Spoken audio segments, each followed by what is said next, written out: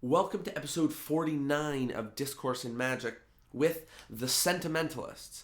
Now, if you don't know, the Sentimentalists are a mind-reading duo from Toronto made up of Mysterion and Steffi Kay, and they are incredible. Now, I've known them for a little while, and in the recent couple months, I've had the very exciting opportunity to be opening shows for them weekly. This was the first time that I got to sit down and talk to them about their style, what they're doing, and how they get noticed. This act that they've been doing together, they've only been doing for a couple of years, but they are touring. They're now touring in the US, and they are all over the city, I can tell you that. So if there's anybody to get prime advice from as to how to get noticed, it's these two. And we also have quite a bit of fun kicking back at Mysterion's place at his house. He was very, very gracious enough to invite us in.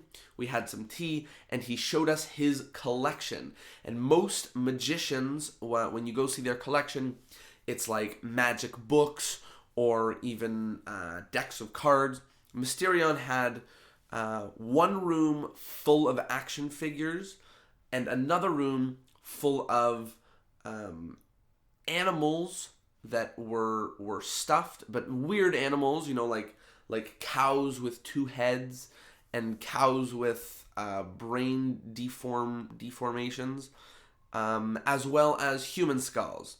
So that was a fun little tour, very interesting, and it helps get a peek into the creepiness and mysterious that is Mysterion and Steffi Kay. So without further ado, I think you're really going to love this episode 49 with the Sentimentalists.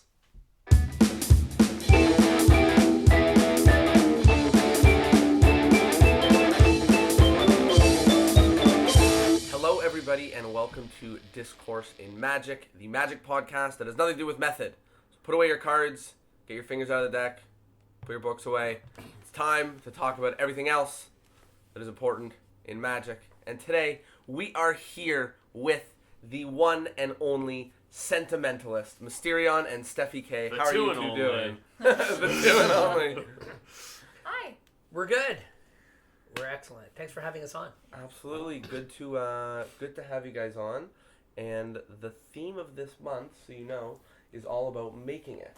So it's all about sort of, the grind and how the grind turns into successes in the magic and performance world. And we thought that you guys would be perfect because you're sort of on the way up and up in Toronto and on the way out into the US for a big, huge tour. As usual, let's start with how you both together and separately got into doing this. Why don't you go first? Because you've been around longer than I have. Oh wow.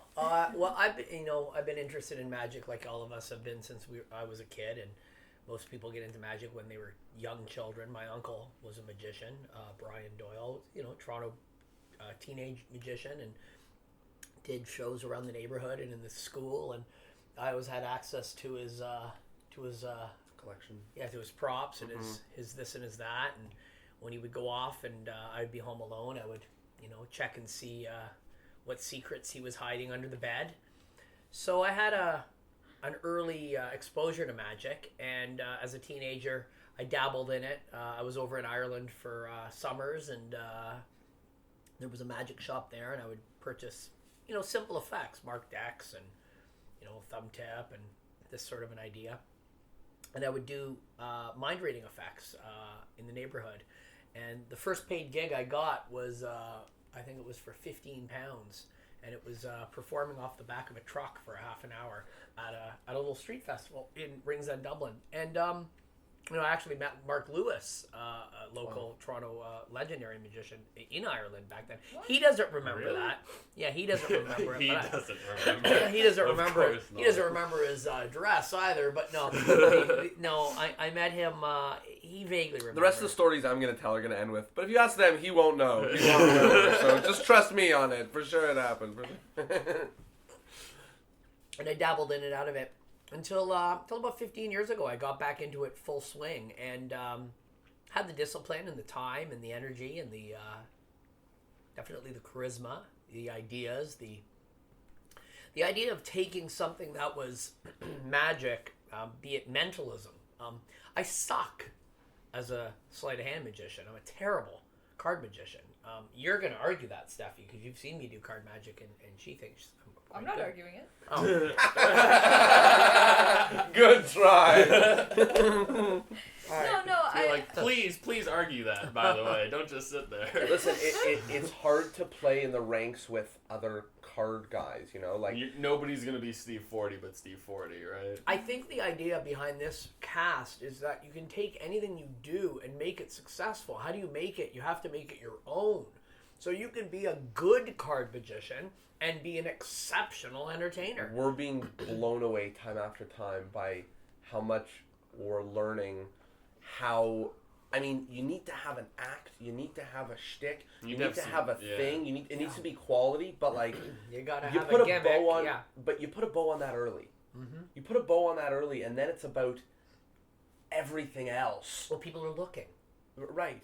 So it's about the rest of it, you know, and being the best at putting your pinky somewhere in the deck only goes so far. Mm-hmm. You know, it'll only you might be the talk of the town for the magicians, right? But you know, we love magicians. We love meeting with other magicians. We love watching other magicians and performing alongside other magicians. But I don't market to magicians. We don't market to magicians. We market to clients who well, pay the bills. Not to say that magicians sometimes don't, but definitely, you know, the idea of back to where it was, where I got started is, you know, I was working as a chef. I'm a chef by trade, and I was doing tricks at the tables, going out during a dead day and doing a trick here and there. And I connected with another guy that I know, Kevin, who's doing kids shows, and started going back to the den and reconnecting with everybody there. And Herb was still alive. I'm sorry, Len was still alive. Herb was still alive at Morrissey's. And, you know, it was then. And basically I started to get into mentalism because it fit my personality. You know, the listeners at home can't see where we're sitting. We're in my home, and we're gonna put up some photos and videos of this very scary place. I mean, we're looking at a real Haitian voodoo cross right there that supposedly has supernatural powers, or maybe and very well does. That is an alien baby. Yeah, an Atacama mummy. If you look up the Atacama mummy, you'll be able to see a little bit more about that. So these things are me. So how do I take these things and make them a show? Well, I could put them in a display case and say, come on in and see them. Or I can be a bit of a voodoo priest, or a bit of a space alien, or a bit of a resurrectionist, or a bit of a fucking madman. And I can take mentalism as the perfect tool and, well, essentially scare you. And I think that, you know, Steffi's good cop, I'm bad cop. And I think that when I was younger, when I tried to be good cop, it didn't work because it wasn't natural.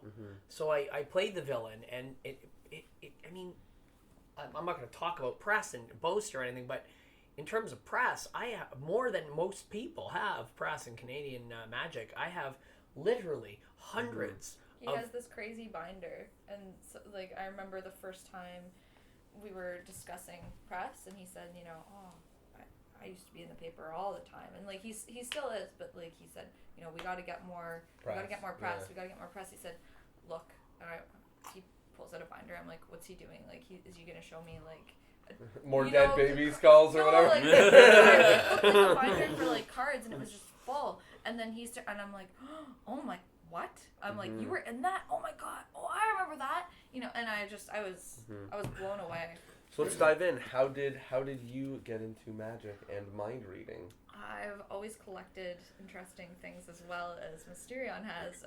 My interests lie more in clothing and books and illustrations, and you know, my parents, my mother collects books and my father collects antique maps of Canada, so he has a massive map collection as well as some kind of odd things like what does he have? Is it the man being... Oh, he has an original etching of Jean de Brébeuf being tortured by the Iroquois Indians, but it's from the time. It's not like recent. 1600s. It's from the 1600s. He collects a couple really. copies of that, and Anyways, so that's his sort of thing, and so that kind of influenced me and like what I like to look at and what I like to collect. So apart from vintage dresses, which everyone kind of knows me for, that's what I was doing before I became a magician, selling vintage.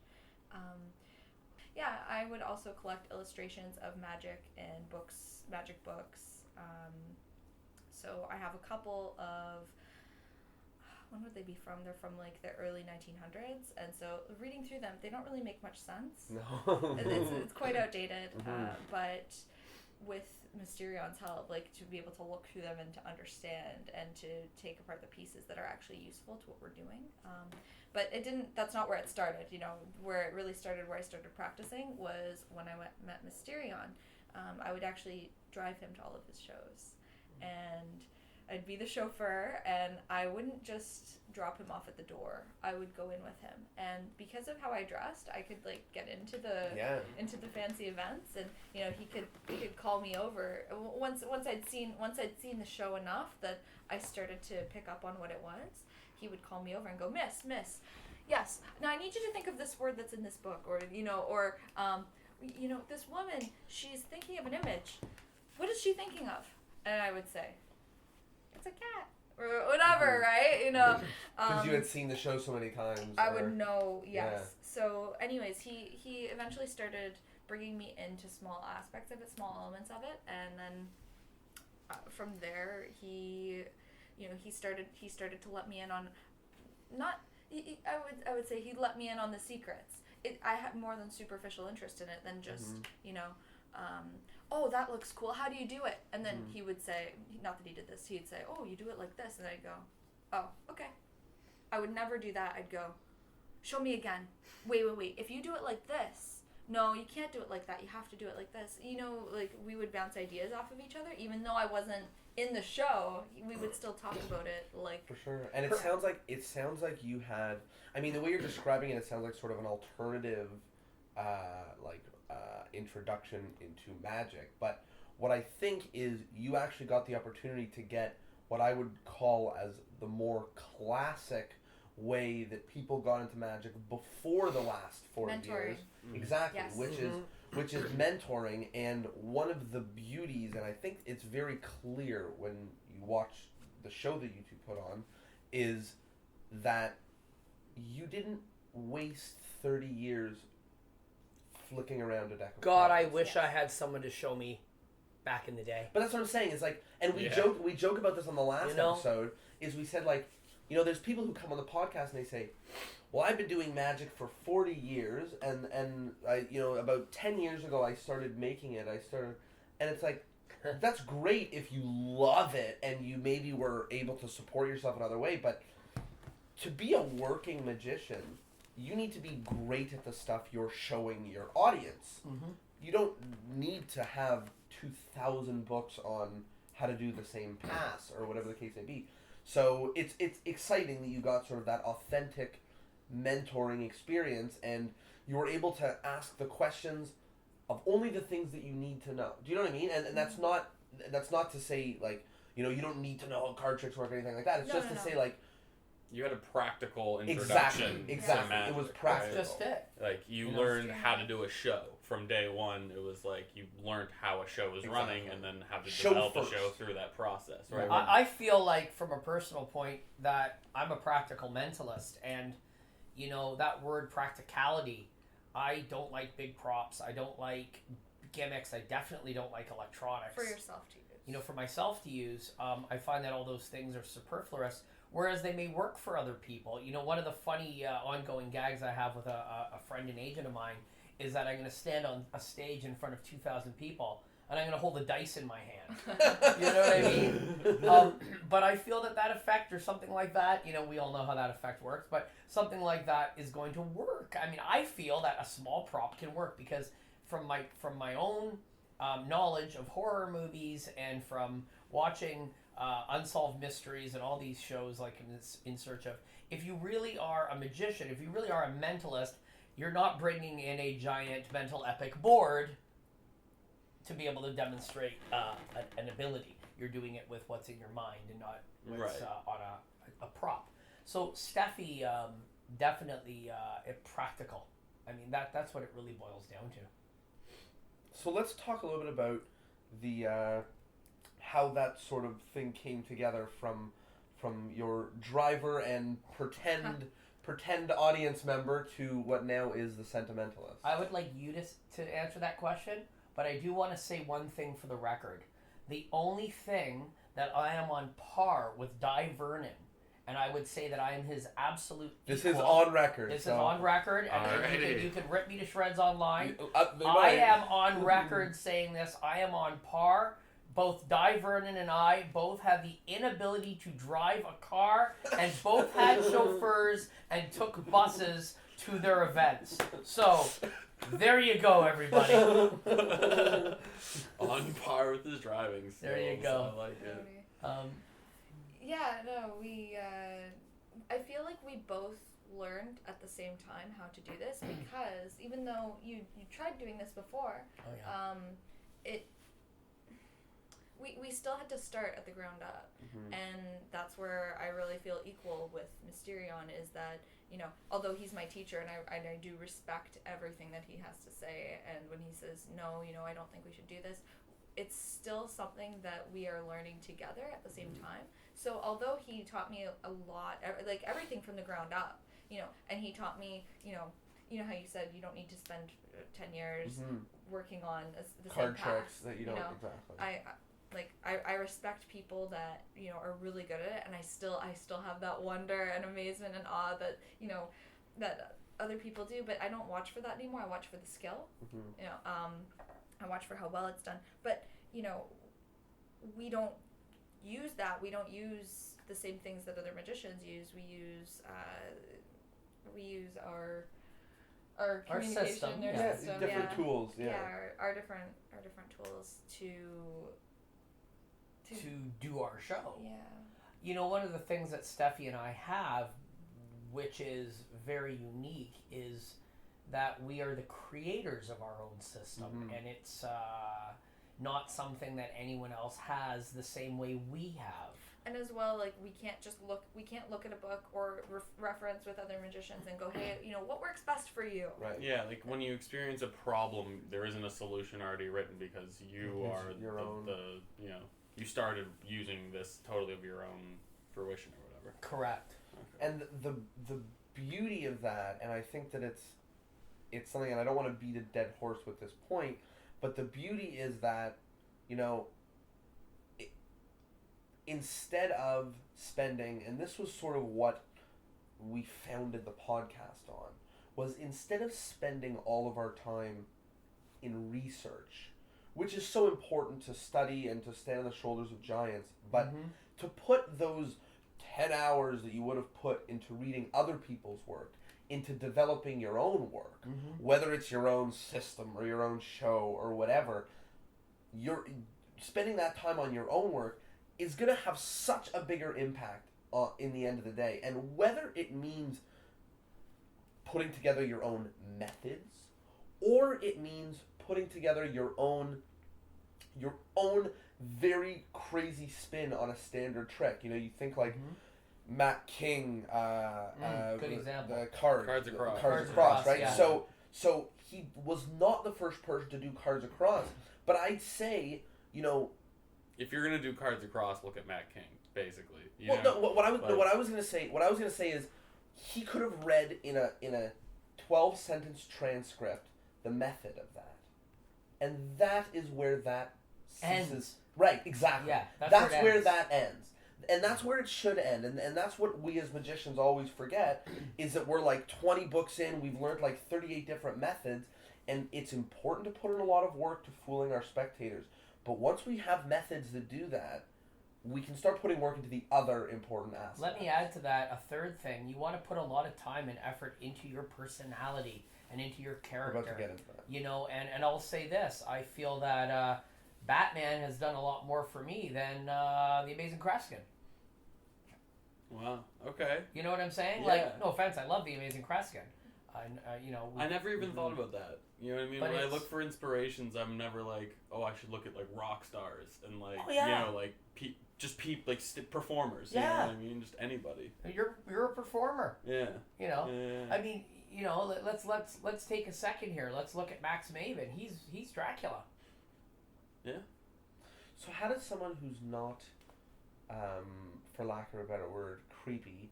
Oh, come on, we're all dorks. We're all nerds. We all have comic books.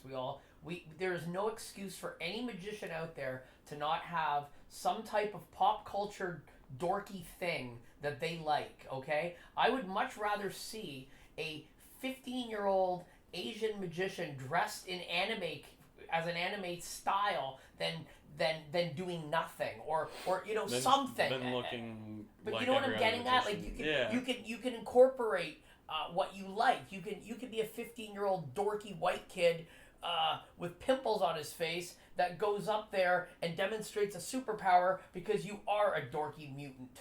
Okay, so I see where we're getting at, and But it's true. It is, but there's also like, I'm trying to get this to be like helpful, and okay. And no, and I'm not saying that's not, but I'm saying like I envision our audience, which is a lot of this that we're talking about, like someone at home who's maybe been doing card tricks for like 6 or 7 years, and maybe they don't have a room full of toys, right? And as much as we are all nerds and we're in magic and we have we're the nerdy, obsessive side to us, yeah, for sure. But like, there's nothing in my head going, you should make people pretend that you're a na. Like, and I don't feel that way, and I also don't feel that I should necessarily go on stage and be a mad scientist. Correct. Because I'm not. So what I'm asking is, how does somebody who is not dripping in zaniness, you know, and in weird idiosyncrasies. I wouldn't call you a dork. I'd call you a geek because Yeah. you have all these things, Yeah. but you've got an energy and a All personality to you. Some people I know, they wish Dorks, they had this, yeah, but they're yeah. just dorks. I They're think just I have the flat answer to people. that. And I mean, when I was younger, I lived vicariously through a lot of different characters. And in my instance, it was a lot of pro wrestlers, where I would live vicariously through their storylines and I would identify with some of them. And funny enough, some of them I'm personal friends with now, and they're loving what I'm doing, and it's a nice thing to have come full circle. Mm-hmm. I think in Steffi's example, maybe you can correct me if I'm wrong. Her love for classic Hollywood is what people are seeing in her personality and character on stage. Mm-hmm. My love for horror movies, and in the instance of being a mentalist, the mad scientist or Dracula or that dark Mephistopheles character, lives in a castle and has this evil power. That's Mysterion. It's pretty obvious when you look at me. And so anybody out there who has a love of something outside of magic, I always say that you have to be well-rounded. You have to not only do magic, do theater, do write a book, draw, paint, anything. Whatever it is you feel you want to do to be creative. And those are the things that are going to bring out your creative energies and get your brain going. And you're going to be able to find your niche and then roll with it. And don't listen to anybody say to you, yeah, that's not going to work. It'll work. I'm visual, so when I look how I feel, I act how I look how I feel. No, that's And incredible. Yeah. That's so, really valuable. You know, to find something that brings out a quality in you that works when you're interacting with people as a performer is important, whether maybe it's a certain color or a bow tie or whatever it is that makes you have that, like it's like Clark Kent where he wears his Superman outfit underneath his regular clothes and he just tears it off and here I am, Which I never understood because like he's so fast. Like Spider-Man has to wear a suit all the time. Superman could just change, but anyway, that's neither here nor there. Yeah, this is true. Oh no, but that's not true. He could rip the clothes. Yeah, and he has exactly, right. and he has stocks in the tearaway clothing industry. That's right. That's Okay. right. Have we ever considered this on the record? Perhaps, Clark Kent is the best quick change artist in magic. We're just not aware of it, right? So, one of the things that we just sort of touched on that I'd love to dive into more is talking about style and both attire and how it relates to character. But I think it's something that, as well as being unique in magic, but it has such a great effect on, first of all, how other people perceive you, but second of all, more along the lines of what you just said, which is how you act in yourself, how you act in character, how you respond in those ways, right? So I can talk about me personally. With just a small change of what I'm wearing, I realize that I have to play more of the part of the classy person that I'm dressed as, and so my act changes alongside. Absolutely. Right? And I'm sure even more so, the audience understands how I want them to perceive me, and they treat me in such a way. So you two go on stage dressed amazing, matching, you look amazing like you just walked out of a catalog, and let's talk about it. Why? What do the inspirations come from? What's the approach? Well, I've always done fashion. I've always done styling, wardrobe styling. Vintage is my specialty, like the 20s to the 50s. And there's something about each era that is just so magical. And growing up, I'm sure you both can relate because we're I was similar. around in the 20s. Yeah. No. Well, I don't know. There was this 6-hour videotape, and it had Felix the Cat, it had the Looney Tunes, it had Humpty Dumpty, it had spooning in a spoon. Yeah, you know what I'm talking about? I When I say spooning in a spoon, there's gonna be some kids out there that are like, I know what you're talking about. I know what you're talking about. Yeah. So, anyways, that and Animaniacs. Oh yeah, of course. Yeah. So when the Animaniacs were out, the people that had made the Animaniacs, how old would they have been? They probably would have been in their 50s when so 50, 60, and their childhood was the 30s. So their childhood was watching the Mickey Mouse cartoons and all that, so they applied that, and they would always inject celebrities, but old celebrities that you wouldn't know, Greta Garbo and Charlie Chaplin, all that, they would inject that, and so we know who those people are because of that era where and then again in the early 2000s there was this resurgence of old Hollywood. There was that movie in the late 90s. Wait, Cats Don't Dance. That's very influential for me. It's a kids movie. It's the last movie that Gene Kelly ever helped with, and choreography. He did the choreography for the animals that were dancing in it, and it's all animated. Gene Kelly is, for those who don't know, was a prolific, legendary Hollywood star and dancer. Yeah. And he was actually in, those Family Guy episodes where Stewie dances with, it's like the live action. That's Gene Kelly. Yes, that's Gene Kelly. Oh, wow. I had TV. And there's an example, of classic Hollywood being influential in modern cartoon. Right.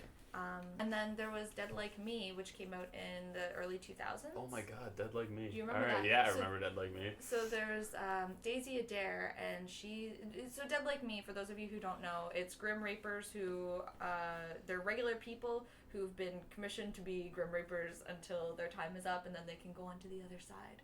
And each character is from a different era, so there's like a guy from the 60s, like a mod guy who died from an overdose, there's like a guy from the 1800s, and then there's a girl, Daisy Adair, who died in the 1930s, and she was in Gone with the Wind. I base a lot of what I do based on the portrayal of Daisy Adair in this television show, and she's snappy, she's witty, she's a bit of a feminist. Well, she's a lot of a feminist actually, but she's still reminisces about old Hollywood and the casting couch, and we've never done anything like that, but it's how she looks, how she holds herself, how she carries herself. That's who I try to be on stage.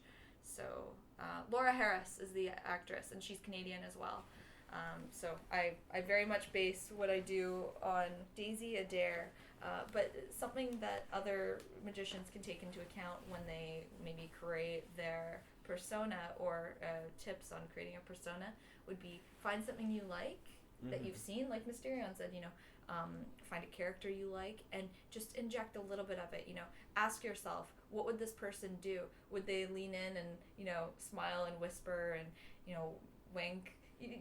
Really to personalize something, make people feel like they're in on it. And I always say this to Mysterion, make them feel like they're in on it. Lean into them, point, tell them a secret, whisper, but not Yeah. So part of me says, and there's sort of two competing ideas, and part of me says, and we've experienced people that say both, like, you can't be anyone else, right? So I can't be Mysterion. If I ever try to be Mysterion, I will be a worse Mysterion than Mysterion is, because it's better. And Mysterion's a pretty bad Mysterion. But for me to be better Mysterion than Mysterion is impossible. On the other end, people say... No, I think if you wanted to be a better Mysterion, you'd have to sit down and go, who influences you? What do you like? And then you listen and you hear in on everything he likes, all the people he looks up to, and then you study those people that he looks up to better than he did. So you think I could put him better together than he is? And the reason I bring it up is because Sure you could. What you just said was sort of is pro that point, right? Is to say that, like, what I was getting is people say, like, don't try to be someone else, be you, create your own stuff, whatever. And you're saying find characters and items and people who you resonate with, and fuck it, just start being them. The only thing I would add to that is that the only thing you couldn't do is be me, in the sense of my ability to my not experiencing drive. and No. not drive my experiences. So I've done over 5,000 shows in my career. I don't even know. Mm-hmm. I do at least 300 a year, and so in that time I've amassed a lot of experience. So where somebody might come along and let's just take Steffi's example of studying the people that I would be influenced by and incorporating that into their own performance. They're still not going to have the chops because they haven't gone out and done the job. Of course. But it's not only that. It's also that if you are to dabble in different personalities, different people's personalities, you're not going to come up with, well, I'm going to be like Kreskin. So no, because you have multiple different. So you go a little bit of Kreskin, a little bit of this, a little bit of that, a little bit of that. Yeah. And it's not. You're not trying to be better than anyone. And you don't have to be a person to a T, right? Like, you, again, using Mysterion as an example, like, there's a lot of things that I like about what you guys do, and, like, I could take the things that I like and just leave the things that I don't, you know what I mean? Whatever those happen to be. After this airs, you're going to have 28 people called Mysterion. Well, I'm Sentimentalists in Miami. I am Mysterion. And let's No, I am Mysterion. I am Brian. I am Spartacus. No, Listen, talking about Kreskin's Joe Dunninger. Right. Come on, man. Yeah, I mean, even the end of his show, to those who believe, he's Joe Dunninger. Look at his presentation and look at the Dunninger, listen to the Dunninger show from the NBC, early 50s, late 40s. It's the same show. He's 20 years later. So we're all influenced, and we're all, Houdini, his name is Houdin. I mean, it's a play. Yeah. Come on here, guys. Like, this isn't new. Yeah. Find someone you like or something you like and take it and make it yours. And how you make it yours is you find the things, like Steffi said, in that character that you can relate to. Those mannerisms, those words, those something, whatever those are. And just take a little bit and use them as your own. Use Dracula's stare. That's what I do. I use Dracula's stare. That's me right there. That's my eyes. It's true. Which one? That one or that one? Well, Right. but when you look at Dracula on the right, he has the creepy look. But then look over there, right there, Eddie Munster. I mean, Eddie Munster, the hair of Lily Munster is my effing hair. Mm-hmm. I mean, there's my hair fused with Eddie. And then you put a little bit of Dracula in, and you add some Kreskin, and you got me. It's not rocket science. Jonah, on the way here, I can't remember how it came up, but he was doing your stare as an impression. He was like, he didn't say you raise one eyebrow, it was that you lower. I lowered the other eyebrow. So I said we were walking towards the house, and I said, like, what house is it? I said, oh, it'll be Mysterion standing in the front step, like, where are you Okay, looking? let's make something clear. When I was younger, I did raise one eyebrow, but now that I'm older, I have to lower the other one because of all the Botox injections in my forehead. They can only go down, they don't They go up only anymore. go down now. So if there was a performer who is sort of listening to this, or maybe they've seen you guys perform and they look at let's start with outfit, and they look at their outfit on stage and they go, what the fuck? I don't even look like a magician, let alone one who's dressed well or whatever. What do they do? What are the first steps they do to put themselves in an outfit which doesn't, they're not dressing a character that they're not, because you don't want to wear something and then be like, well, crap, I'm not this classy, but also that they don't need to take a lifetime to discover who they are in order to decide what jacket to wear. Do you know what I mean? Posture and good fit. That's it. What? That's it. I just love it. That's good. Why I like when answers are simple. This has been a struggle for so many magicians for years of their life. They're just like, I don't know anything about fashion, and they're just like, make sure it fits properly and stand up straight. Yeah. Like, it's so That's good. all it is. Well, I mean, we're at a struggle sometimes because we like things to fit properly, so we're. And I tend to eat a lot of junk food. So I either say, and there's nothing is that how wrong you're with kindly telling him? I have to lose a few. You can't just go and pick the size. There's one thing left of the item of clothing you want. I've been to that store you buy a lot of your clothes from on Queen, upstairs. Kingpins. Oh, Kingpins. Yeah, I was there. I was like, do you have anything vintage and magic-y? And he was like, I sometimes do, but Mysterion buys it all. And I was like, oh, okay, that makes sense. Well, there's a good example. So, buy clothing.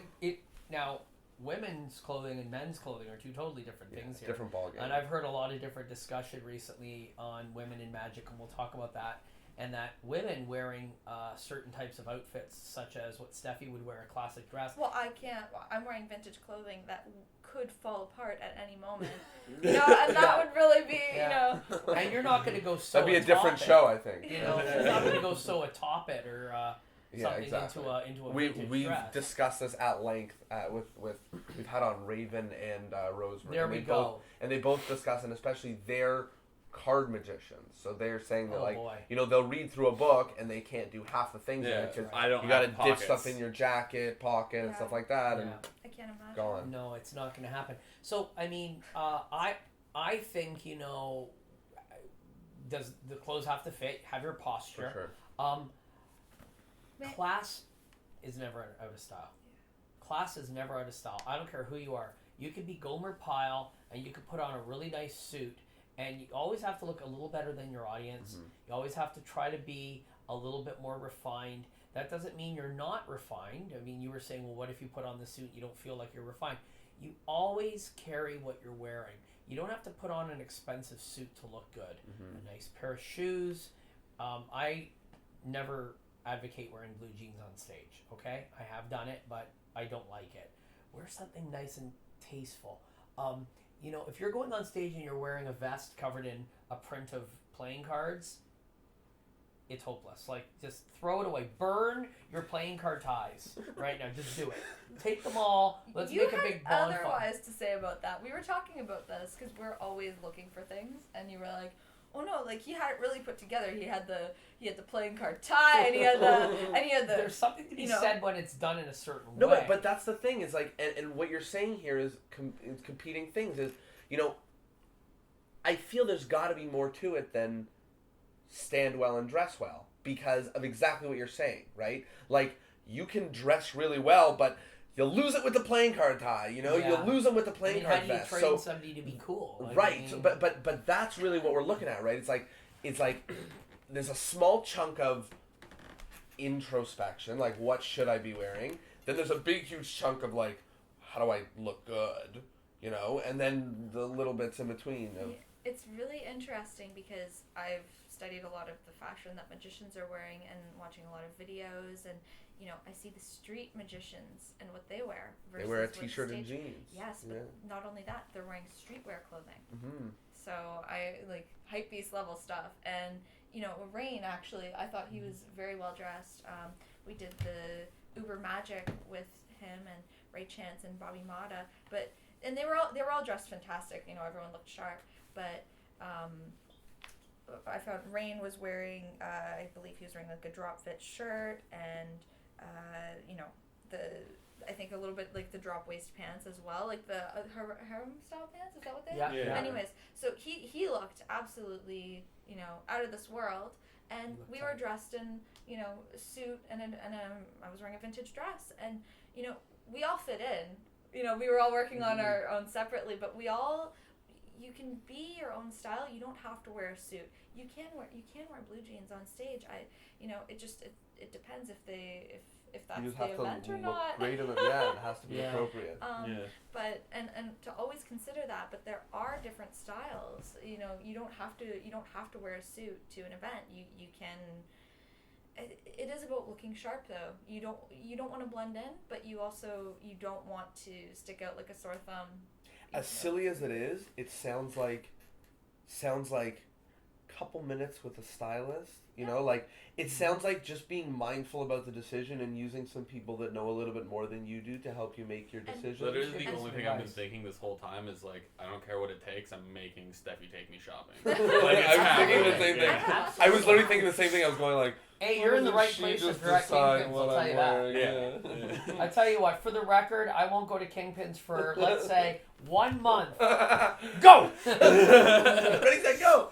No, and when in doubt, truly, and I like vintage. I'm a vintage girl, but when in doubt, go to H&M and find out spend $300 and you'll have 6 outfits. Oh, absolutely! I have an H&M suit. It's beautiful. Yeah, the cuts are fantastic. No, well, they run at about $60 for pants, and then about $100 for a jacket, and it's expensive.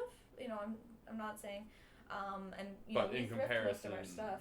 Yeah, but in comparison to rosy hair or Harry Hair, Rosen, exactly. Harry Rosen. Harry Rosen, edit it to that one. Say it when I cut out all the mumbling. No, I'm gonna cut out only the correct one. Yeah, exactly. H&M's great. You got the whole suit, and it's not meant to last. But then again, you're only wearing it, if you have a show on a weekend or if you have a couple shows during the week, and then take it off as soon as you get out and just preserve it, and then you have a suit that you can wear for a long time. And that suit will get you the gigs, so you can buy a lasting proper suit. Everything takes time. Yeah. Everything takes time. It takes energy. There's a lot of different things which I'm sure we're going to touch on in regards to clothing and getting work and being noticed. And I'm going to continue the conversation this direction. When I started, what I would do is I would put on my black suit and I would put on my black Dracula cape. And I would walk around Toronto dressed like a fucking psychopath. And I would do street magic and go into venues and go into stores and meet people. And I would blow them away. And you know what people would say? They would say, there was this guy with a streak in his hair. And he looked like Dracula. Oh, that's Mysterion. It wasn't, there was this guy. Well, how did he look? I don't know. Kind of like a magician. He was. Yeah. You know what I mean? It was very, very, very thought out. And, I would go, I'd be at home sitting around in blue jeans and a t-shirt like I am now. I'd be like, I remember doing this. I was sitting at home and I had a roommate at the time, and this is years and years ago, and I said, I feel like some samosas. I'm going to go down to the store and get some. And I went in the room, and I changed, and I did my hair, and I put white contacts in my eyes. I said, where the hell are you going? I said, I'm going to the store to get samosas. Well, why are you getting ready for a show? I said, I can't have anyone see me buy samosas and not look. Not look. But does it not make sense? It does. And I did that so much that people went to understand that this was a fixture. And I often will say this about the character of Mickey Mouse. You can, once you've found yourself, you can apply yourself to anything. And what do I mean by that? You could take Mickey Mouse and you can put him in an astronaut outfit, or you can put him in a cowboy outfit, or you can dress him up like a farmer, and he's always Mickey Mouse. He's not playing the role of a farmer. That's just superfluous. That's just the point of the story. He's always Mickey Mouse. His character is always there. His friends are always there, and you can identify immediately. There's a comedian who has a That's bit. it. He says the same thing about Jackie Chan. Like Jackie Chan is just Jackie Chan as a convenience store owner or a banker. You got it. And you could do that with Chuck Norris too. Yeah, exactly. He's always you Chuck got it. Norris. And the minute you have that branding, the minute you have that, you found yourself. I have gone on stage in the most absurd outfits, and I'm not talking about magic shows, I'm talking about burlesque shows, which is a totally different world, where I'm dressed as a space alien from the year 7000, or I'm dressed in a barrel and I've hit the bottom of the barrel, and all these different things, and it's still Mysterion. Mm-hmm. I remember when I was in high school, I was part of an improv team, and there was loser. Sorry. Oh, boy. I think you're cool, don't worry. Oh, thank you. So we had different. Can you hear him talking? Because I can't hear him. It's just like wind blowing by my face. So there's different competitions, and one of them is called character. And what it is you have to put on a scene, and in the scene, you have to develop a character. And one of the things that it gives you in sort of the advanced instructions is it says, instead of saying to yourself, what would this character do? You have a developed character when you can throw them in the situation of, what would they not do? Where would this character be caught dead? Then you have a rich scene full of what they would be doing. You don't want to put the character who's a miner into a mine. That's boring. He's gonna mine. You have to understand the character so well that you can put him in a gumball shop, and the rest of his attributes are gonna shine that much more when they're there. And that was what I was thinking about when you were talking about what you were saying, which is like, you have a developed character. You're good at not doing card tricks when you have one card trick for when people hand you the deck of cards to do. Do you know what I'm saying? Mm-hmm. Like, it's your way of saying, I don't do any of this crap. I just do this one thing because I don't do this. I'm not a card magician. Do you know and what I mean? do only have one card effect. And like, that's why I said it. Not that I don't know that, but like, I was circumstantially correct. I literally thought to myself, what would Mysterion, a mind reader, do? Well, someone would hand him a deck of cards and he would go, well, listen, I don't do card tricks. I'm not a gambler, but here, just think of one. Well, that's the whole. That's I think what the most impressive thing is about Mysterion. Here I go, pump, pump, pump. Yeah. Okay, you told him he was fat 10 minutes ago. Yeah. Whatever. Give or take. No, when I said that, I was more so referencing that things have to fit you, and that you can gain as much weight as you want, you can lose as much weight as you want. I was just buying clothes. No, but it has to fit you. It has to fit you. So that's People look online and think that I'm like 800 pounds. I'm 7 pounds more than I'm usually. Like, big deal. What were we? You were just gonna pump him up. We were talking about right. character. Yes. Oh, see, you almost got us out of that one. Derailed. You almost got us out of that one. I think one of the most impressive things that I ever saw, and when I knew that I could really trust this person to teach me magic, was when you saw the skulls in the. We were at an event, and I believe it was a bachelor party. And he was like, Steph, you might want to wait in the car for this one, because I'm always dressed up, right? And he's like, you might want to wait in the car for this one because it's a bachelor party and it's kind of late, and usually they drink at the bachelor parties, and sometimes men can be a little bit like, rowdy. Yeah, and I didn't. I feel like maybe it was to not be a distraction, so that they're not like, hey, and he's doing an effect. But he said, like, you can come in and on your own accord if you want. I went, hell yeah, I'm coming in. So we're in, and the crowd was exactly as he thought it would be. They were totally distracted. Not with me necessarily. They just had other entertainment there, and I believe it was girls. And oh, I know what you're talking about. You remember that? Yes. Oh boy. And it was, for lack of a better word, it was very rowdy. And there was only like 15 people. Yes. Yes. It it wasn't even much. No, and there was someone like, they were like nodding off, and like it was, and so anyways, he's setting up the stage, and then he starts the show, and I could not believe it. The room went from a 10, 11 in noise to a 0, -1. It was so quiet, you could hear a pin drop. Mm-hmm. Yeah. And he had their attention, he had them laughing. And when I find with people who are drinking, sometimes I've seen it with us, you can hear a pin drop, but I've seen it where they're not wanting to listen, like they want to, their heart is there, but their mind is not. And with his show, they were just floor. They were laughing. They were. They weren't crying. They were laughing. They were, they were going through the emotions, and they were. I don't know. It was something else, and that's when I knew that this guy can do anything. Mm-hmm. And I've seen it time and time again after that. Or better yet, not to say he can't do anything, but better yet, he very much understands what he's able to do, right? Yes. When you walked in that room of 15 people, rowdy, crazy, you weren't like, crap, what's going to do? You're like, let's just wait, and we'll set up my stuff, the show will start, and I'll take it home. He knew how to quell the storm, and that's always how it is. And, now after being trained under him, whenever we do a show, I know how to react to certain audiences. You have the confidence that you're going to be able to handle it correctly. Yes. And I had the exact opposite experience, which was that I was performing at a set where there was multiple performers, and I was the closer, and the other performers were performing through talking, and no one was listening, whatever. And I was so nervous that the audience was not interested. And then I went up there, and then they were all quiet, and I forgot that I've been performing for 18 years. They were all musicians who don't know how to get an audience quiet or interested or whatever. And I had thrown myself off because I cut my set down from 15 minutes to 10 minutes. I was like, this audience isn't going to be listening. I don't want to be up there floundering. And then I was up there with less than the material than I thought I would, because I didn't realize that I was enough of a seasoned performer to be able to get that. You didn't walk out and say, hello, I'm going to play a song. I've had that happen too. Exactly. Where I go, oh, shit.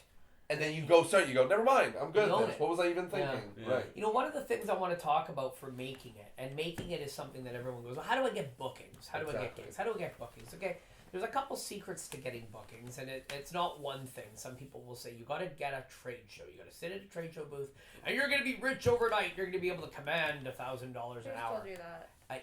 I've heard I've heard this myth that's how it works, and it's a lie. It's three things. And it is. It's three or four things. And then there's, of course, the networking. Well, how do you network if you don't know anybody? And then there's, of course, the exposure. Well, how do you get exposure if you don't have any exposure? Here's the secret. And it's really, really this easy. And here, wait. Be prepared to beep this out. Well, there was the secret. Sorry, we cut it out. No, I'm kidding. Here it is. A number of years ago, over a decade ago, I got the cover of a local paper, like an I or a Now. Okay, it was called I, but it's Now magazine is what it is now. Those are what are out now. And it was the one. It was on I Now. It's Now. Well, no, I was their competitor, but it doesn't exist. I know. Well, just for the listeners who may not know what it is, so it's equivalent to a Now magazine or something like this. So anyway, I got the cover feature, and I heard through the grapevine that there was a lot of inter-scene jealousy from other magicians saying, well, why wasn't I on the cover of that magazine? Well, the reality is that I wasn't on the magazine cover because I was doing magic. I was on the magazine cover because I put out music. And I released a 45, which to those of you who are younger than 80, is a record. Yeah. And there's a billion of them there. And it got the cover of the Music Weekly, and they happened to cover the fact that most of the article was about magic and part of it was about this music. And how I got that was by going out to shows, not just magic shows, concerts, venues, other people's shows, networking, not stealing the show. There's nothing worse than going to a magic show and going out into the lobby and seeing somebody doing a trick in the lobby. That's disrespectful. But by being around people, going out to street festivals, bringing a pack of cards into a lineup, and while you're lining up for groceries, doing something for a mom with their kid, giving your business card out. You do that every day, all day, always, constantly, and I guarantee you, I will pay your income for you if you don't get work. Especially you will get work if you're dressed like Dracula. Especially if you're dressed like Dracula. And I don't mean that jokingly. I mean, like, it's one thing someone goes home and they tell their husband, like, I don't know, some guy did magic for me at the store. It was very nice. But another thing, they're like, they go home and they go, our event happening on Wednesday? There's a guy in this city who looks like a ghost and he's coming. Something that just came to my mind right there that I'd never thought of. Do you know what I never thought of is that if somebody saw me wearing my stage gear, they probably thought he's coming home from a show. It looks like you're working. Right. I never even thought of that before. Yeah. So you're wearing your gear. It looks like you just popped in to grab a bite to eat. You happen to have a trick on you. You did it for mom or you did it for carry somebody. your case. And somebody has it. No, don't always carry No, it. it was Always joking. look It's like. It's in the car. Yeah. Always stand out. Doesn't drive. Always Sorry. stand out. What's is a show or a movie where the guy's just walking around with a motorcycle helmet? He doesn't have a Oh motorcycle. yeah, Community. Yeah. Yeah, just walking around with a motorcycle helmet. But it says a But lot, that's what- doesn't it? You know, and Listen, it's kind of like fake it till you make it, except you gotta have the chops. no. But the other thing is like it's not faking it to wear your attire out. No. You know, it's just being extra. You And know, that's like, also practice. You know, like get comfortable Sure is. in the clothing and like it's like I feel uncomfortable when I put a suit on and look in the mirror, but not when I get on stage. You know what I mean? Like when I'm walking around in the city, I'm like, this is a little weird. I'm wearing a suit, but as soon as I step on, I'm like, this is what I'm supposed to be wearing here. This makes sense. It's also like perpetually reminding your potential audience when you're wearing your outfit. right. Yeah. Right. Yeah, you're conditioning them to be like. And you're going to condition yourself to meet every type of person. Steffi and I do shows for bar mitzvahs. We do shows for outlaw motorcycle clubs. We do shows for the Anglican Church of Canada. And I've done shows for the Church of Satan. I've done weddings. I've done shows in Ontario where it's all rednecks, and you don't think that you're gonna have the ability to entertain them, and you do. I've done shows. Like, look, I've done shows at old age homes, and gone from something like, for example, the Well Group, who have hired Steffi and I and hired me so many times I can't even count. These are 85-year-old Jewish women, and I'd have a lot of people go, "You get hired by them?" Absolutely, because we charm them. I flirt with them. I say to one of the women that's there all the time, "How's my girlfriend?" They want to feel like they're one. Everyone wants to feel love. I flirt with the old lady. Who cares? I'm pleasant with her. Oh, he's my boyfriend, she calls me, right? Guess who she wants to have back? Her boyfriend. Her boyfriend. Yeah. And that's a payday every single time. And if that headspace, if you can wrap your head around that headspace, go out, entertain everybody. You're getting into a comfort zone is a scary place to be. The most comfortable, the best music in the world came out of the 60s when the world was in turmoil. I'm only praying that is the outcome of the current state of affairs in the world, because I don't want any more of this Bieber Drake crap, okay? I want to see some good stuff, but that's the case. You put somebody in a situation where they're met with a challenge, and you're going to learn how to get out of that. You're going to create. Psychology is a big part of it too. I mean, as you were talking about this, I was thinking about, I've done a lot of Googling. I'm sure all of you have done a lot of Googling. What is that? Sorry? What? Googl. Is that like Yahoo? It's a dance. Is that Dogpile? Is that... It's a 20s dance. Is that like MSN.com Do where the you look Google. up stuff and you get No. sources? I think. No, but Bing? really, like, Yahoo Answers. That's funny. How is Baby formed? Does it I don't know. What's that? No, you know the Yahoo Answers? My yeah. favorite thing. This is just something my friend says all the time because he's 22 and he still uses juice boxes. And every time he takes out a juice box, he puts the straw and he says, "This is okay. I saw it on Yahoo Answers." That's such a good joke. That's funny. Well, Juice boxes.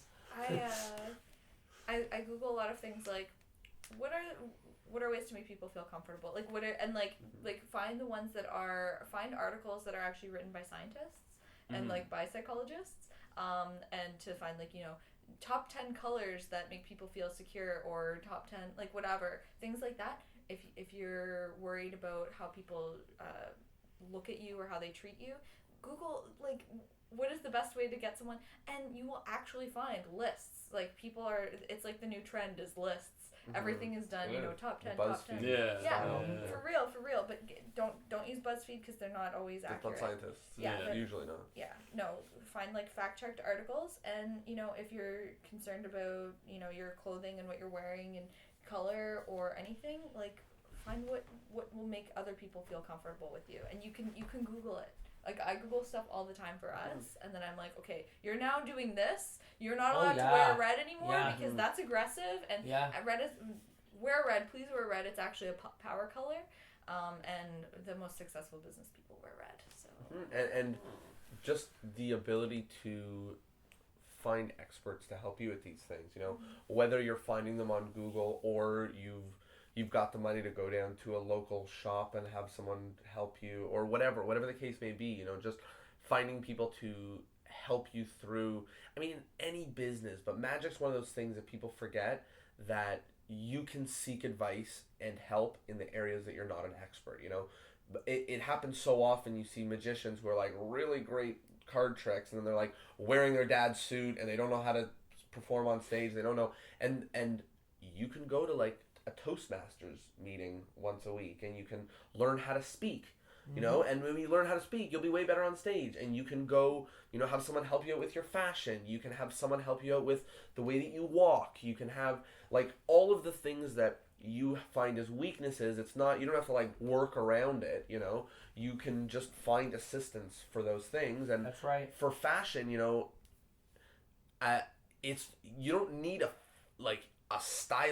full-time stylist. You need one time someone to help you, and then another time a couple months later when you get your new outfit, you know, and another time. I have a friend who has anxiety-based tics, and he's going to a therapist to like help him stop doing that. And I was thinking about, there's so many things I do on stage that are out of my control. Like I go into a specific stance, I move my arms in a certain way that's completely unnecessary and distracting.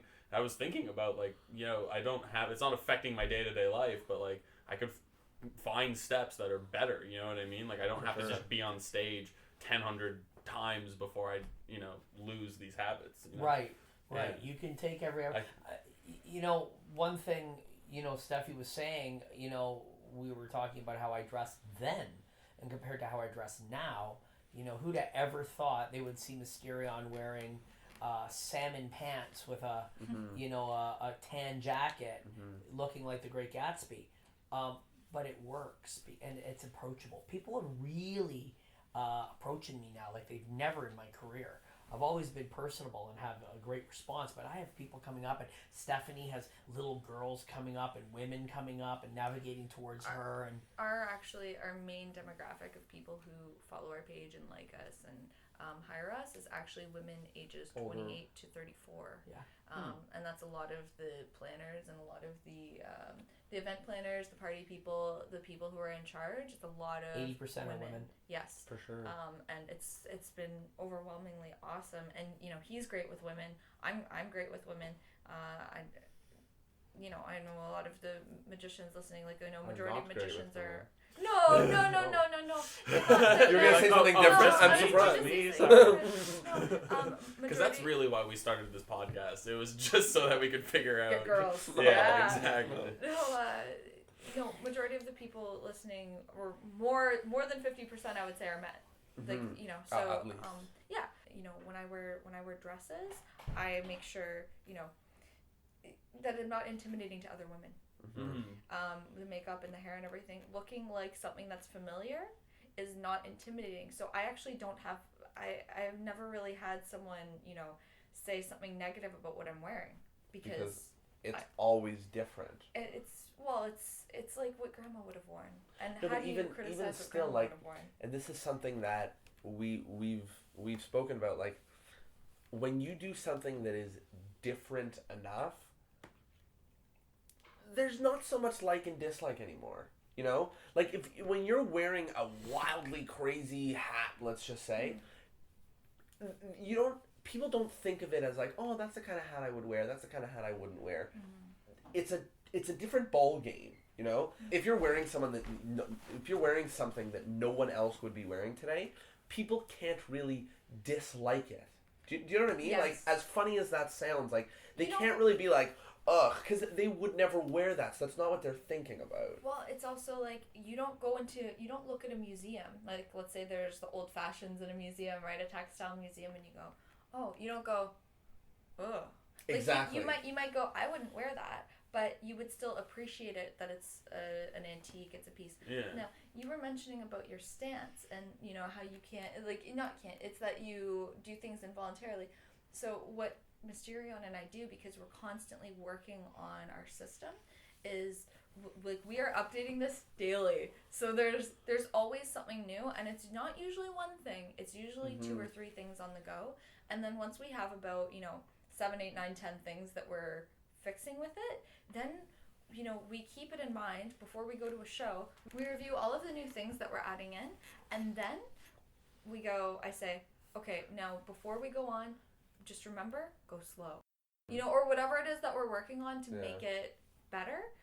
We just repeat it once before we go on, and you just focus on one thing. And if you can do that one thing, and you do that for, you know, the next 3 or 4 shows, and you can do that one thing, and you don't even need to remind yourself anymore, then you move on to the next thing. Exactly. Yes. You It's focus just on one something little else. thing. Whether it's like moving your arms, and if you know you start at a certain spot, then, you know, to maybe try starting it at a different spot. If you can wait, you know, an extra moment. Right.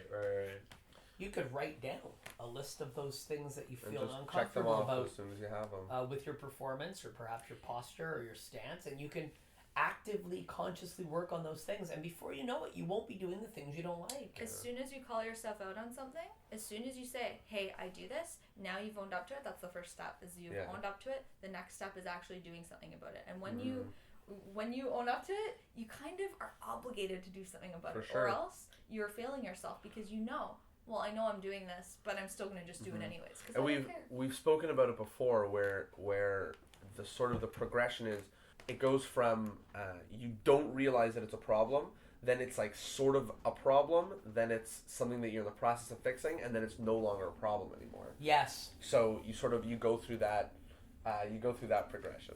So we're just nearing the end, but there's a couple of quick things I want to get to before we get there. The first is, let's say that there is a young magician, probably 15 or 16, and they are looking up to you two. Okay. And they want to be where you are now or soon. You know, like they want to do what you guys have done. What would you tell them? I tell them to go to hell. No, I'm just kidding. Good one. I would tell them to have a lot of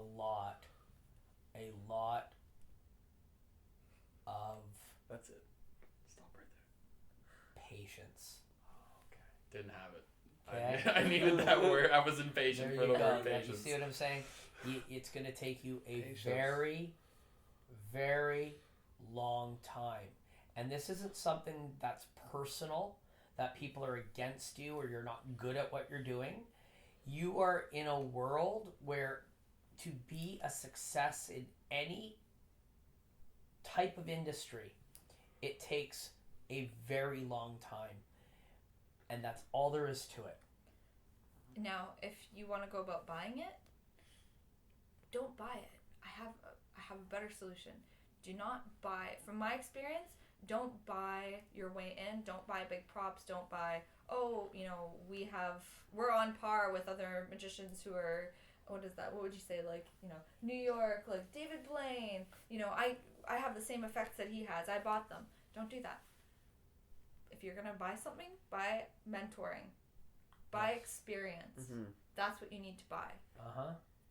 And that's what people are saying now, like on a mildly different word, like about gifts. People say like the most valuable gifts are buying people experiences.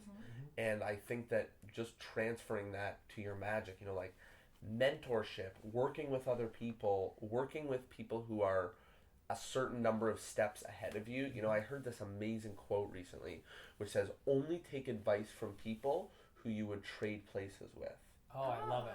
And I think it's so great. And I think that, instead of us, like we said before, buying another book of another thing where you're learning material, buy the assistance of people. And whether that means that you're legitimately paying for their help, or it means that you are spending a ridiculous amount of your time doing something for free in order to spend a lot of time with them, or it means you are hosting a podcast that has 50 episodes just so that you can interview all the people that you want to interview to get the advice from them means that, I mean, like, it's focusing on the experience, focusing on the people, focusing on, working with people who are a certain number of steps ahead of you are. Absolutely. Surrounding yourself with people who are doing... Absolutely. Yes. When I was booking burlesque shows, and I still book magic-themed sideshow type events in the city, one of the things I've always said to people is to get bookings. People go, how do you get bookings on these types of shows?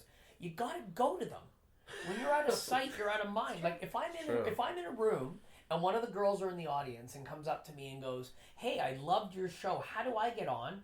And I go, in my mind, subconsciously, I go, here's my card, give me a call. Yeah. But if someone messages me and goes, hey, I live in the city, will you book me for your event? And I go, no. I've never seen you at any of my events, so why am I going to, A, put you on stage if I've never even met you, and B, you're not going to buy a ticket to my event, but you want me to give you my money so you could perform? Mm-hmm. I'm Bart Simpson, who the hell are you? Yeah, exactly, right? And it's like, you can go out, there are billions of magicians, there's all sorts of shows, there's all sorts of things.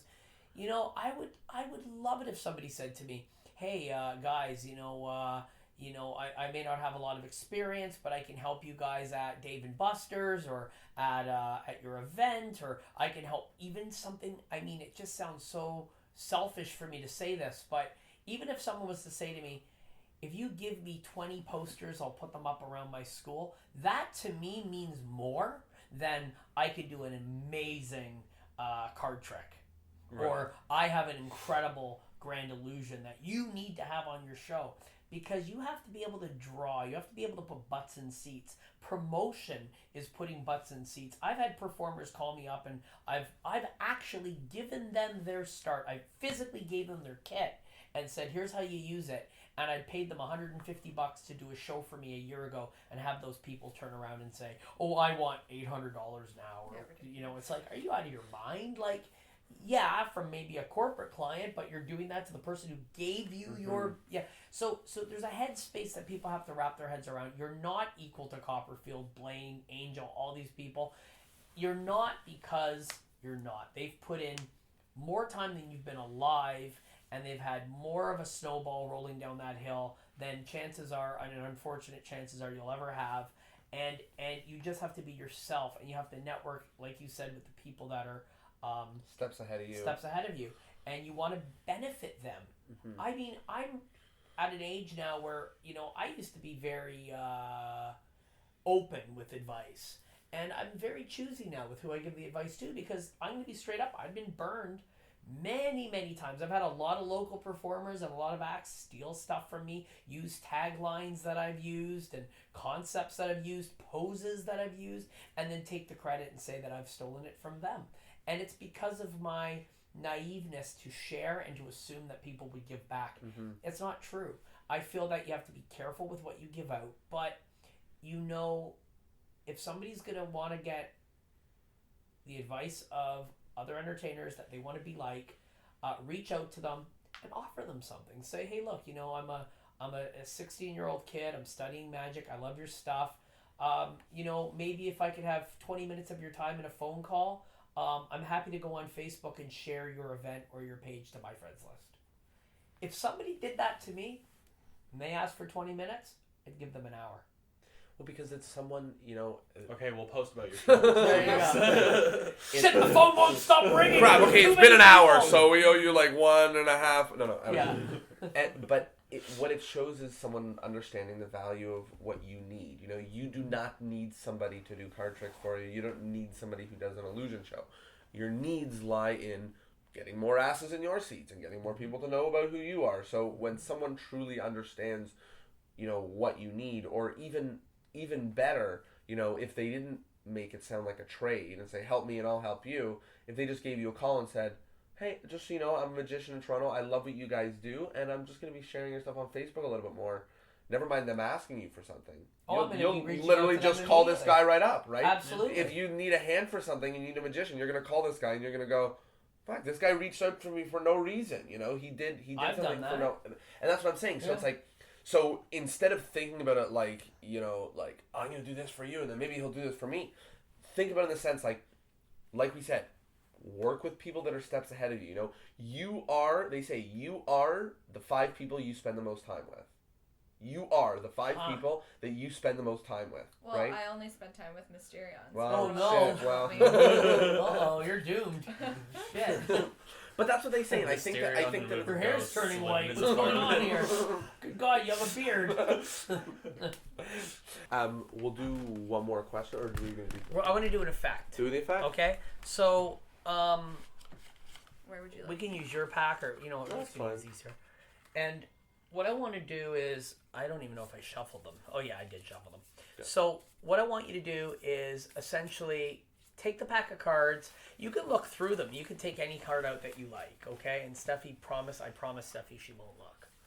Okay? And I can take one out? Yeah, whatever one you want, just put it in my hand face down. Now look, I'll even close my eyes, okay? That way, I mean, they're not marked or anything like that. And can you pass me those over? Mm-hmm. Okay. Send the card into her mind. It's a 5 of clubs. That is exactly the card. So there's an example of implementing. Let's do it again, only because I'll do it for a pod. Like I'll speak my words. Yeah. I'll grab these. All right. I should take out any card. Take out any card you like, And you can look at it before we and I won't even look at it. You just hand it to me face down, No way. and it's not a joker. It is not a joker. You sure of that? I'm sure of that. Have you got the card in mind? I have the card in mind. No. 9 of diamonds. It is the 9 of diamonds. I'm actually baffled. That was exactly as you described. I took it back. I put the card. And those cards were face up when you were looking at them. They were.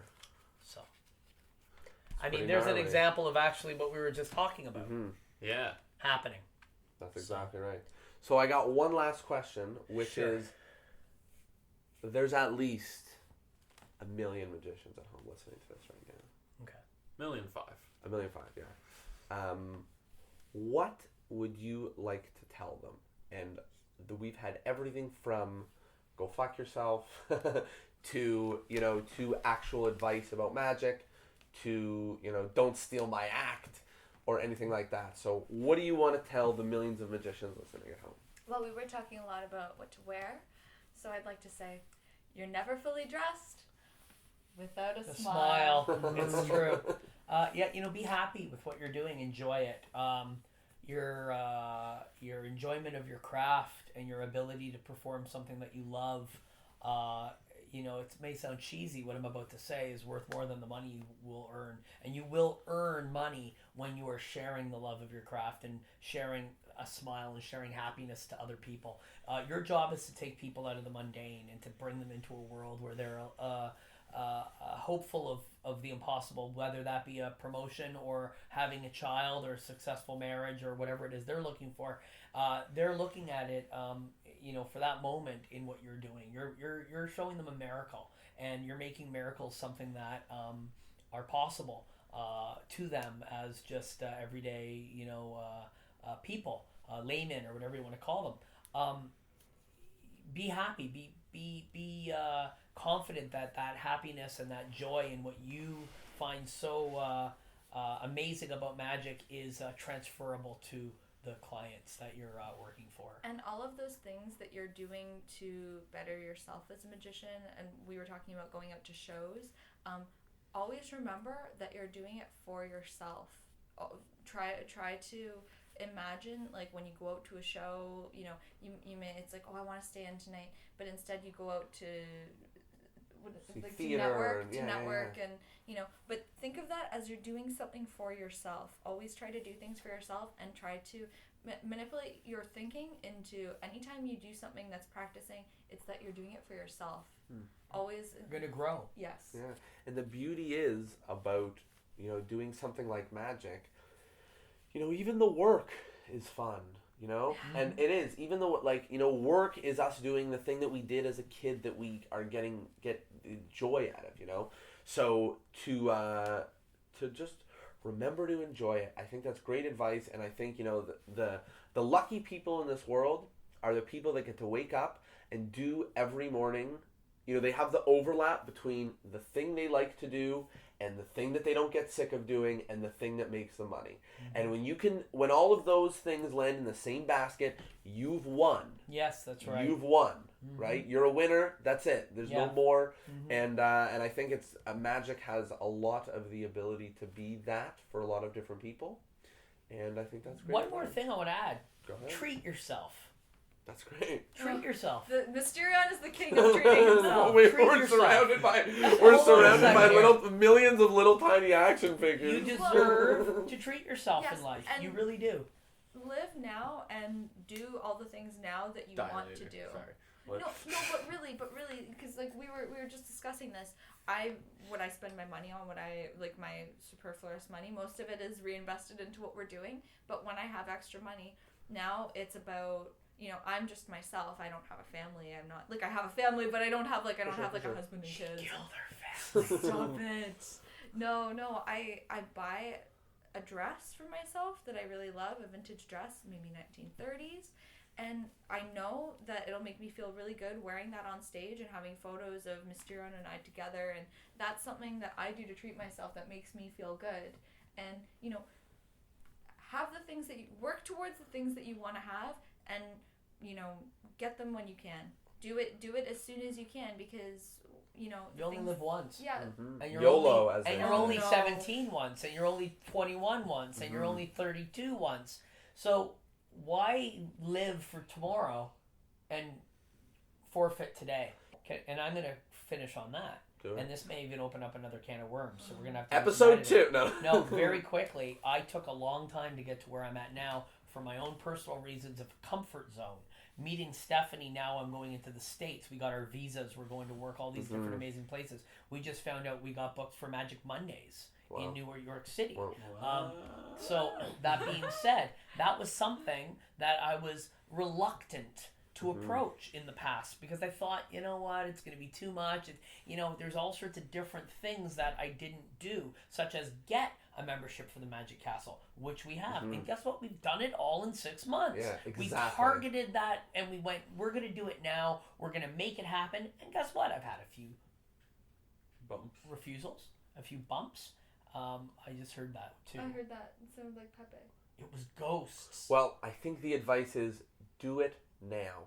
Whatever it is that you've got, do it now. You've got the time. And other than that, one of the things that we do at the end of the podcast is we go one by one and we chat about something from the episode that we thought was particularly valuable, or that people at home should really take home. Something I said, something you said. Yeah, you can reflect on anything. Sure.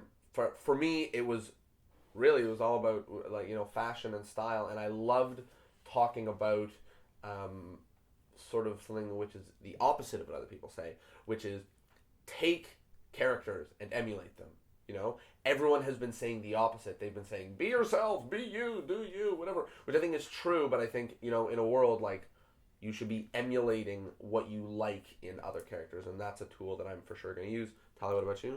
I agree with that. The whole, be yourself, be you. It's nobody's actually original. You know what I mean? There's no more original ideas. It doesn't happen. You're just a version of something else. So learn what you like, and then you'll learn about yourself, and you can define yourself however you want. And I loved your bit about going out and being your character in public and understanding who you are in public, and then trying to, have that reflect in your show and have your show reflect on you in public, and they'll sort of find a synergy, and then you'll have a character. You'll have a stage presence. One of the most important things that I think I'd like to reiterate is that to always work on something small, and to always constantly be working on something small, because a small step, 10 small steps is one big step. For sure.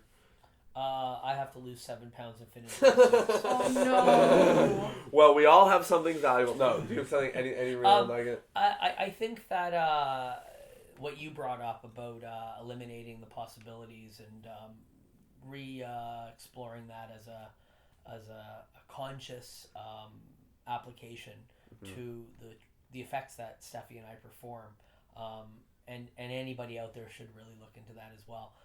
If I'd have thought of that in the beginning, things wouldn't have been as two-dimensional. For sure. And I think that that's a very, very important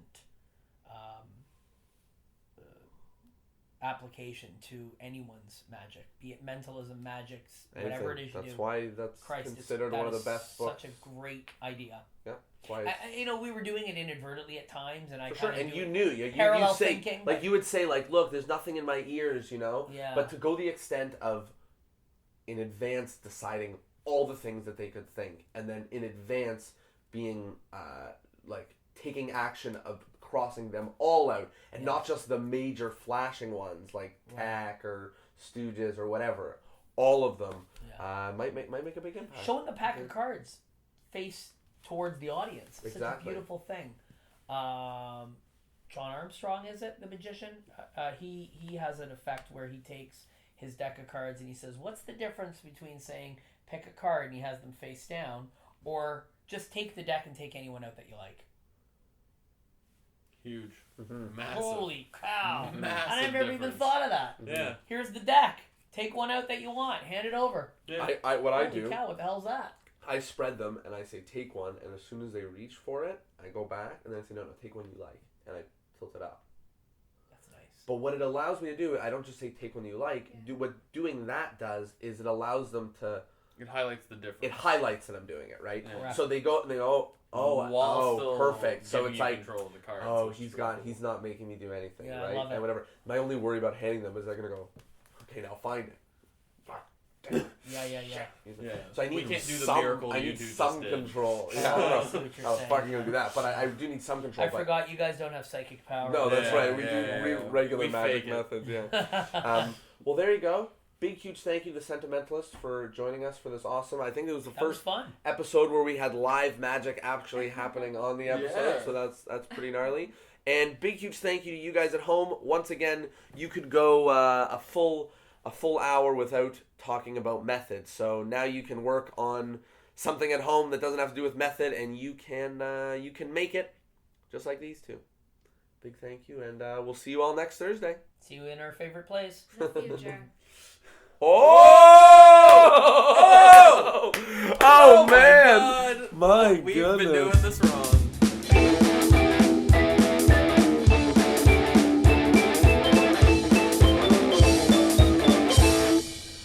Well, boom. Episode 49 with the Sentimentalists, packed with information. I know that there was a ton coming at you, and there's a lot to choose from. Whether you go with something, really out there, as in putting a streak through your hair, putting on a cape, and going to buy samosas as your way to get out there, or whether you just capitalize on the ideas of spending time in that scene in your city. So for example, if you want to put on shows, go see other shows, If you want to do things that the theater community is doing in your city, go do that. If you want to, get in with the music crowd, go do that. And I think that is a great piece of advice. You're not going to get yourself out there by staying indoors and practicing another pass. So there you go. I hope that you got something out of this episode.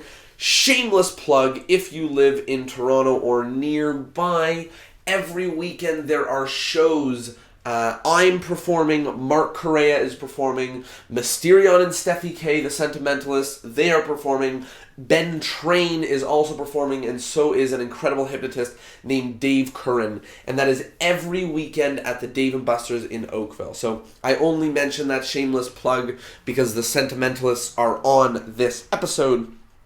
Otherwise, we will see you next Thursday, or, as they said, in the future. God damn it, that was good.